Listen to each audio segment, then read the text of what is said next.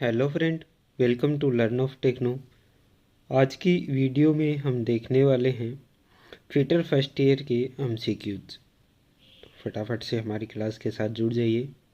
Channel को subscribe नहीं किया है तो सब्सक्राइब कर लीजिए। पर डे आपको शाम 8 बजे ऐसे ही बेहतरीन वीडियो देखने के लिए मिलेंगे। आज का हमारा फर्स्ट क्वेश्चन है, घुमावदार ग्रूव्स को काटने के लिए किस छेनी का उपयोग किया जाता है? Which chisel is used for cutting curved grooves? क्या फ्लैट चीजल यूज करते हैं, वेव चीजल यूज करते हैं, क्रॉस कट चीजल यूज करते हैं या फिर half round nose chisel use करते हैं? तो जो क्राउड ग्रूव्स काटने के लिए हम फाइल का यूज करते हैं वो हमारी होती है हाफ राउंड नोज चीजल। तो डी इसका राइट आंसर है, वो हो जाता है। नेक्स्ट है, इसमें दिया हुआ है मार्किंग उद्देश्य के लिए उपयोग किए जाने वाले हैमर का वजन क्या है? What is the weight of hammer used for marking purpose?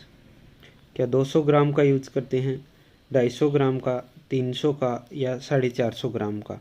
Marking के लिए पूछा गया है, तो मार्किंग के लिए जो हैमर हम यूज करते हैं बॉल पेन हैमर यूज करते हैं और उसका जो नॉर्मली वजन होता है वो 250 ग्राम रहता है। नेक्स्ट क्वेश्चन में दिया गया है, विकिरण फाइलिंग के अनुचित तरीके का क्या प्रभाव होता है? What is the effect of improper method of diagonal filing? असमान फिनिश सतह, अनइवन फिनिश सरफेस, सतह पर खरोंच, स्क्रैचेस ऑन द सरफेस, सतह पर उतलता, convexity of on the surface या फिर सतह पर सही फिनिश न होना, lack of proper finish on the surface. तो क्या इसका राइट आंसर हो जाएगा? डायगोनल फाइलिंग की बात की गई है, अगर उसको अनुचित तरीके से करेंगे तो क्या होगा? तो अगर उसे अनुचित तरीके से करेंगे तो हमारी जो फिनिश सरफेस है वो नहीं बन पाएगी, यानी कि uneven finish surface is the right answer.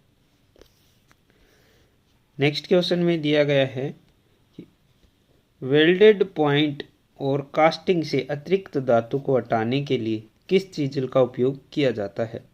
Which chisel is use to remove excess material from welded points and castings?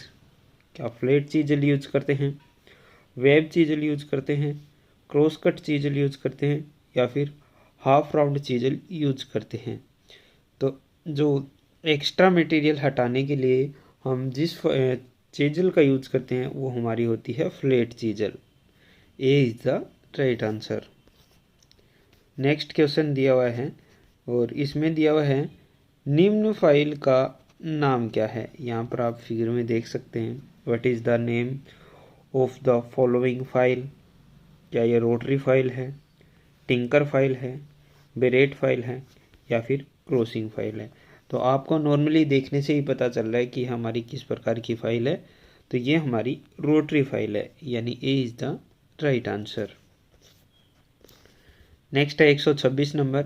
इसमें दिया हुआ है, फाइल के फेस पर चौक क्यों लगाया जाता है? Why is chalk applied on the face of the file?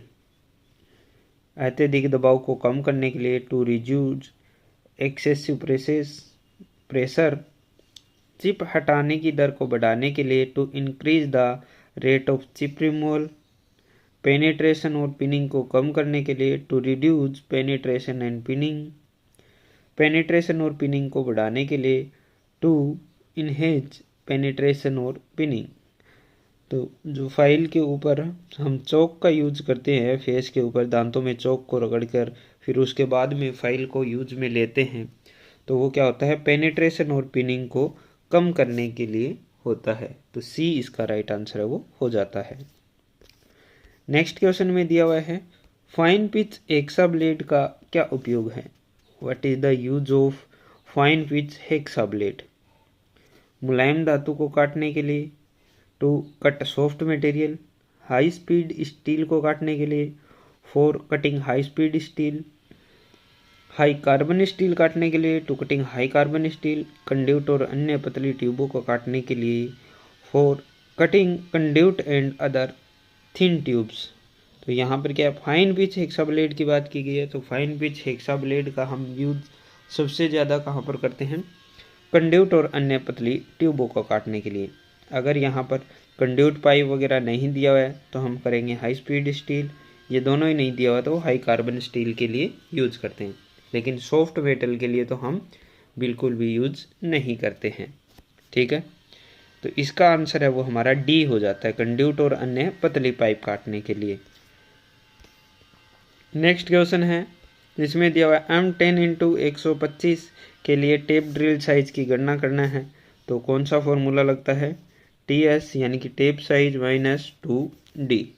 ठीक है, तो टेप साइज क्या है, टेप साइज हमारा 10 माइनस 2 × 1.25।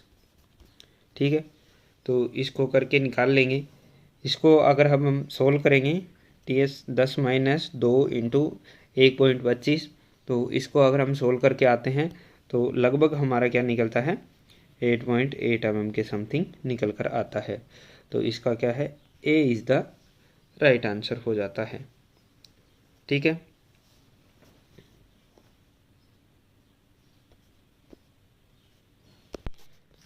नेक्स्ट क्वेश्चन है, इसमें दिया हुआ है एक ड्रिल में फ्लूइड्स के बीच के भाग का क्या नाम है। What is the name of the part between the fluids in A drill. क्या उसको लिप कहते हैं, वेब कहते हैं, पॉइंट कहते हैं या फिर सेंक कहते हैं। तो ड्रिल के दो फ्लूइड के बीच का जो हमारा भाग होता है उसको हम बोलते हैं वेब। तो क्या है, बी इसका राइट आंसर हो जाता है। नेक्स्ट है, निम्न वर्नियर बेवल प्रोटेक्टर की रीडिंग क्या है। What is the reading of the following vernier bevel protector. Vernier bevel protector यहाँ पर दिया हुआ है 30 की सीध में हम क्या है, यहाँ पर हमको क्या है, चिन्ह दिया हुआ है और ऊपर देखेंगे तो 20 के पास में हमें चिन्ह दिया हुआ है। ठीक है, तो इसकी 0 लाइन है वो यहाँ पर कहाँ पर मैच हो रही है, 30वीं लाइन इधर से मैच हो रही है। तो 20 के बाद में हम इसमें देख सकते हैं जो हमारी मैच होगी लाइन, तो वो कौन सी लाइन मैच होगी, 20, 21 और 22। तो 22 ये 27 तो ये हो गया, ठीक है, 0 से, और 27 तो वे हो गया। और पीछे का जो हम लेकर आते हैं 27 डिग्री तो ये हो गया, इसको 180 में से निकालेंगे और आगे कौन सा है, 30 मिनट हमें दिया हुआ है। 20, 21, 22, 23 होता है, सॉरी 27 नहीं होता। तो इसको क्या करेंगे, 180 डिग्री में से हम क्या है निकाल कर लेकर आएंगे। ठीक है, तो ये लगभग हमारा कितना आएगा, 23 डिग्री ये कम करेंगे तो लगभग हमारा आएगा 157 डिग्री के समथिंग हमारा निकल कर आएगा। ठीक है, तो इसका क्या है, सी राइट आंसर हो जाता है। इसमें देखना पड़ता है कि एरो का निशान इधर दिया हुआ है या इधर दिया हुआ है। अगर इस साइड दिया होगा तो 0 से शुरू करेंगे, अगर वापस की तरफ दिया होता है तो 180 डिग्री में से माइनस करके हम लेकर आते हैं। तो सी इसका राइट आंसर है वो हो जाता है। नेक्स्ट है, बाहरी माइक्रोमीटर का कौन सा भाग मापने की सतह के बीच एक समान दबाव सुनिश्चित करता है। Which part of the external micrometer ensure uniform pressure between the measuring surface. क्या एनविल, क्या नोक, स्पिंडल या फिर रेचेट स्टॉप। तो बराबर प्रेशर कौन सा बनाता है, तो ratchet stop is the right answer. Next है, वर्नियर हाइट गेज का कौन सा पार्ट मुख्य स्लाइड का एक इंटीग्रल पार्ट है। वर्नियर हाइट गेज की बात की गई है। Which part of the vernier height gauge is an integral part of the main slide. क्या जा होगा, बेस होगा, बीम होगा या फिर जा क्लैंप होगा। तो बेस तो है वो वर्नियर हाइट गेज के साथ में जुड़ा हुआ नहीं होता है, तो कौन सा है इसका राइट आंसर, तो राइट आंसर क्या होगा, जा is the right answer. Next है, माइक्रोमीटर किस सिद्धांत पर आधारित है। On which principle is the micrometer based. क्या स्लाइडिंग बेस्ड है, स्क्रू एंड नट है, रेक एंड पिनियन है, वर्म एंड वर्म व्हील है। तो माइक्रोमीटर हमारा किसके ऊपर कार्य करता है, तो स्क्रू और नट के ऊपर कार्य करता है, नट या बोल्ट के ऊपर कार्य करता है। ठीक है, तो B is the right answer. Next दिया हुआ है इसमें, डेप्थ माइक्रोमीटर द्वारा अधिक रेंज की गहराई को कैसे मापा जा सकता है? How can the depth of greater range be measured by a depth micrometer? लंबी स्लीव के द्वारा, बाय लॉन्ग स्लीव, लंबे स्पिंडल के द्वारा, बाय लॉन्ग स्पिंडल, समायोज्य बेस के द्वारा, बाय एडजस्टेबल बेस, या फिर एक्सटेंशन रोड के एक सेट के द्वारा, by a set of extension rod. तो क्या राइट आंसर हो जाएगा कि ज़्यादा गहराई में अगर हमें कोई रेंज को चेक करना है डेप्थ माइक्रोमीटर से, तो उसमें एक्सटेंशन रोड का हम यूज करते हैं। तो डी इसका राइट आंसर हो जाता है। नेक्स्ट क्वेश्चन है, निम्न चित्र में माइक्रोमीटर की रीडिंग क्या है? What is the reading of the micrometer in the following figure? तो यहाँ पर माइक्रोमीटर हम देख सकते हैं। तो हमारा क्या है कि 32 माइक्रोमीटर दिया हुआ है, जिसमें 7 भाग पहले से खुले हुए हैं। तो 0.7 हो गया हमारा। थोड़ा सा इस साइड लिखते हैं इसको। 0.7 तो पहले से खुला हुआ है। ठीक है, उसके बाद में 0.50 खुला हुआ, 0.75 खुला हुआ है। ठीक है, तो कितना खुला हुआ है? 0.075 आगे खुला हुआ है। और उसके बाद में 10, 11 और 12, कौन सा 10 के बाद में 11वां और 12वां भाग है वो हमारा इसके साथ में मैच कर रहा है। ठीक है, तो कौन सा हो जाएगा? 10, 11 और 12।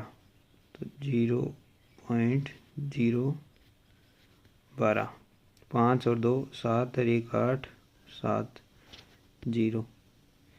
0.787 इंच।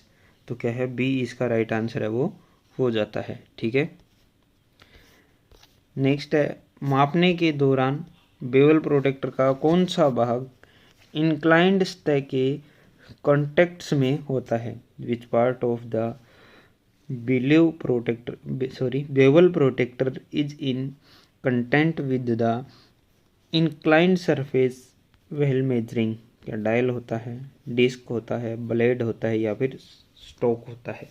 क्या पूछा गया है कि कौन सा भाग है वो इंक्लाइंड सतह के कॉन्टेक्ट में रहता है, जो सरफेस के कॉन्टेक्ट में रहता है, तो वो हमारा कौन सा भाग रहता है? तो वो हमारा इंक्लाइंड सरफेस के साथ में जो रहता है वो रहता है ब्लेड। तो C is the right answer. Next दिया हुआ है 137 नंबर, क्या है? ड्रिलिंग मशीन में कौन सा भाग विभिन्न गति प्राप्त करने के लिए होता है? Which part is there in a drilling machine to obtain different speed? क्या फ्लैट पुली है, जोकी पुली है, स्टेप पुली है, फास्ट एंड लूज पुली है? तो विभिन्न प्रकार की गति प्राप्त करने के लिए कौन सी पुली हम यूज करते हैं? तो वो हमारी स्टेप पुली होती है, जिसको स्टेप कॉन पुली के नाम से भी जाना जाता है। नेक्स्ट क्वेश्चन है, पेडेस्टल ग्राइंडर में अक्ष रूप से चिन्हित भाग का नाम क्या है? अक्ष रूप से चिन्हित भाग ये दिया हुआ है। What is the name of the part marked as X in a pedestal grinder? क्या टूल रेस्ट है, आई शील्ड है, व्हील गार्ड है, या फिर ग्राइंडिंग है? तो यहाँ पर एक्स रूप से चिन्हित भाग ये है, तो इसको हम क्या कहते हैं? तो ये हमारा टूल रेस्ट है, यानी कि इस पर टूल को रखकर उसके बाद में उसकी ग्राइंडिंग की जाती है। नेक्स्ट क्वेश्चन है, निम्न फाइल का नाम क्या है? What is the name of the following file? क्या हैंड फाइल है, रास्प कट फाइल है, सिंगल कट फाइल है, या फिर कई कट फाइल है? तो ये क्या आप देख सकते हैं कौन सी फाइल है। तो नॉर्मली हमें फिगर देखने से जैसे इस प्रकार इस पे दांते कटे हैं जिस प्रकार से, तो हमारी कौन सी फाइल है? रास्प कट फाइल है, जो हमारी ट्यूब वगैरह नरम धातु पर या फिर लकड़ी चमड़े पर फाइलिंग करने के काम में आती है। नेक्स्ट और लास्ट क्वेश्चन है, यदि वाइस हैंडल को ज़्यादा टाइट कर दिया जाए तो क्या होगा? What will happen if vice handle is tightened too much? क्या स्पिंडल की क्षति होगी, स्पिंडल डैमेज होगा, कठोर जबड़े की क्षति, डैमेज टू हार्ड जा, फिक्स जबड़े की क्षति, डैमेज टू फिक्स जा, या फिर मूवेबल जबड़े की क्षति? तो डैमेज ऑफ मूवेबल जा। ए, बी, सी और डी में से क्या राइट आंसर इसका हो जाएगा? क्या बोला है कि वॉइस के हैंडल को ज़्यादा टाइट कर रहे हैं, यानी कि जितनी वॉइस बंद होनी चाहिए थी उससे भी ज़्यादा हम उसको बंद करने की कोशिश कर रहे हैं, तो हमारा जो स्पिंडल है उसके ख़राब होने की आशंका है वो बनी रहती है, स्पिंडल डैमेज हो सकता है। तो ए इसका राइट आंसर हो जाता है। अगर वीडियो अच्छा लगता है तो अपने फ्रेंड सर्कल में ज़रूर शेयर कीजिए। हमारे साथ हर शाम 8 बजे ज़रूर जुड़िएगा, आपको कुछ बेहतरीन सीखने के लिए मिलेगा। और जल्द ही मैं आपके लिए जो भी फीटर थ्योरी के न्यूमेरिकल क्वेश्चन हैं उनकी वीडियो भी लेकर आने वाला हूँ। जैसे ये सीरीज़ हमारी ख़त्म हो जाती है उसके बाद न्यूमेरिकल जितने भी न्यूमेरिकल वीडियो हैं, थ्योरी में जितने भी न्यूमेरिकल क्वेश्चन आते हैं उन सब की वीडियो मैं आपके लिए लेकर आने वाला हूँ। ठीक है dear friend, wish you all the best.